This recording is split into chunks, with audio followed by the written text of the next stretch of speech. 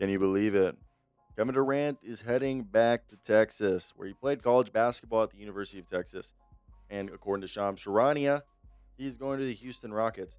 I will say the selfish part of me wanted him to get traded to the Miami Heat. If you guys didn't know, I was fortunate enough to be granted media credentials to cover the Heat this past year, and assuming that that's going to continue again this year with Hoops Hype.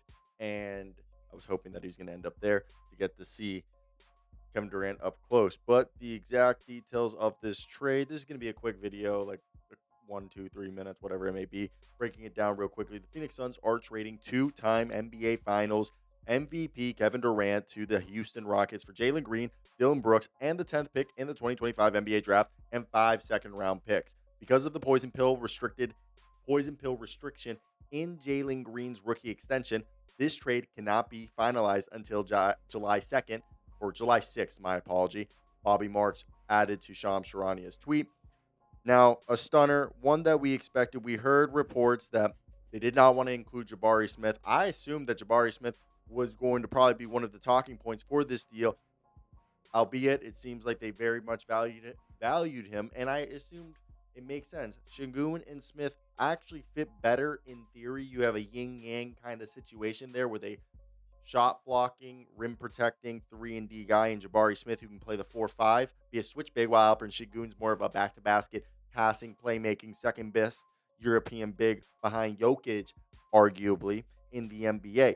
So, to Houston, the thing you have to understand is that Durant is eligible to sign a 2-year, $122 million extension as of July 6th. If he waits 6 months, he can add an additional $2 million to that contract. Jalen Green, who has 33.3, 36, and $36 million player option in 27, is going to also get a 10% trade kicker on his combined salary in 25 to 26 and 26 to 27. That means that's about almost $7 million bonus spread across 2 years, and that could be amended or eliminated, which they'll likely have to do so for cap gymnastics purposes, while Brooks on July 8th becomes extension eligible to sign a 2-year extension. So those are little things you have to keep note. Shout out Bobby Marks for those things. But what is the biggest thing why the Rockets did this trade? And I know a lot of Rockets fans wanted them not to do this.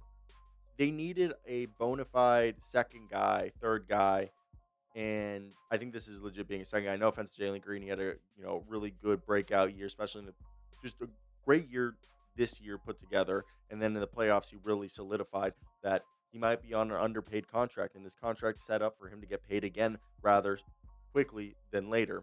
And it was always meant for him to get traded. But look, they have their guy in Şengün, who's an all-NBA caliber player, who could potentially become an MVP caliber player. However, they didn't have a guy that they could tell, okay, Şengün's double teamed in the post. They're locking up Dillon Brooks or Fred VanVleet. They didn't have a guy who was going to get that. And I know Mr. Kevin Durant is not what he used to be, but he's still a guy who can get that. And I think that's the biggest thing you have to understand is for a team that went 52-30, they were second in the Western Conference. I just have the stats right here pulled up on my phone. This is a team that struggled third worst in assists per game. They also had the 9th worst field goal percentage, took the 8th least amount of made threes, and took the 10th least amount of attempted threes while hitting them at the 9th worst percentage in the league. While their free throw rate was the worst in the NBA, their true shooting was the 6th worst in the NBA. So those are all numbers that need to get up. And keeping Fred VanVleet NBA champion, bringing in Kevin Durant NBA champion, and basically also this will allow you to keep hopefully Tari Eason alongside obviously Amen Thompson, and just have a team that now also Jock Landale could be cut because you kept Steven Adams.